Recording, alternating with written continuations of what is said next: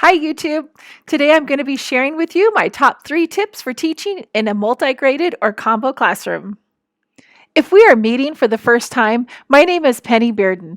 I teach 6th through 12th grades in a small fly-in native village in South Central Alaska. Feel free to introduce yourself in the comments below and tell us about your teaching situation. Tip number 1. My number 1 tip for working in a multi-graded classroom or a combo classroom is the same as advice I would give for any teacher in any situation, and that is to develop relationships with students and take the time to build a strong sense of community in your classroom. The students that I have that are graduating this year, they've been in my class since they were in 6th grade. So this transformation they've made from 10 and 11-year-old little kids to young adults has been just amazing, and one of my favorite parts of teaching in a small village in this multi-graded situation. And your situation may or may not be as extreme as keeping kids for 7 years, but even if you only have kids for 2 years, think about the difference between, let's say, an incoming 2nd grader and an outgoing 3rd grader. That growth and transformation that they go through is amazing. And being a part of their life and taking an interest in them is going to accelerate that growth.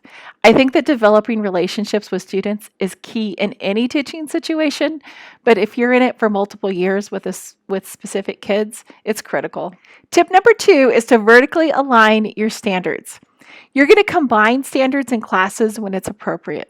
Seriously, when you look in one textbook and let's say the 6th grade math book and order of operations is taught in Unit 1, Lesson 1, and you look in your 7th grade textbook and it's not taught to Lesson 2 or 3 or even 4, you're going to combine those. You're going to shift things around and you're going to teach them at the same time.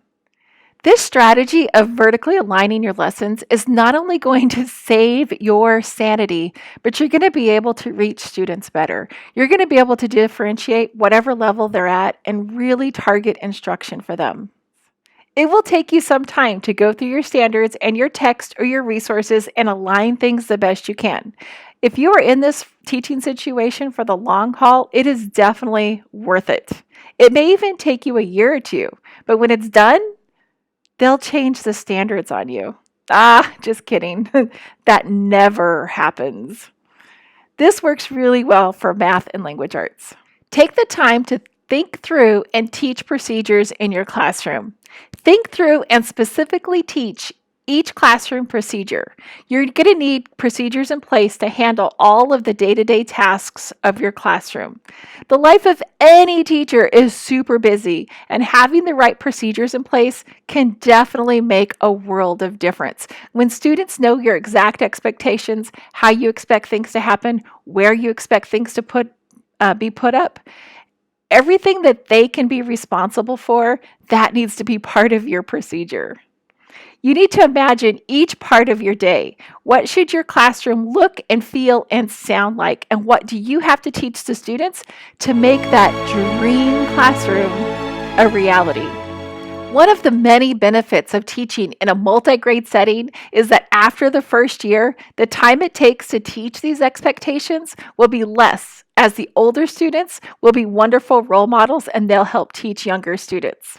I suggest you really think through procedures for absent student makeup work, for late or missing assignments, for passing out and collecting materials, for putting things away, through moving through the classroom, going to the restroom, sharpening pencils, all of the day-to-day things. Give your students as much responsibility as you can. They want to help you.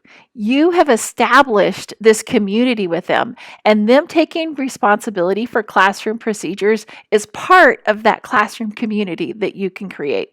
I have a bonus tip for you, but before I get to that, I want to ask you, what do you think of these top 3 tips? Would you like to dig a little deeper with any of them? Do you have other tips or questions that you would like to discuss? Just let me know in the comments below. Okay, bonus tip time. Here's my bonus tip for you. Enjoy. You have chosen a very challenging profession, but one of the best on the planet. Take a deep breath, do some self-care, and enjoy the process. Don't compare yourself to other teachers. Just because they look like they have it all together doesn't mean that they do. And even if they do, you don't know the journey that they went through to get there.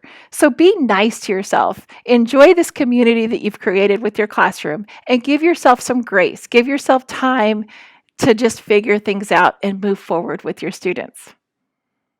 So those are my 3 tips plus a bonus. If you like this video, I'm going to ask that you please like, subscribe, and share with someone who might also like this video. Thanks.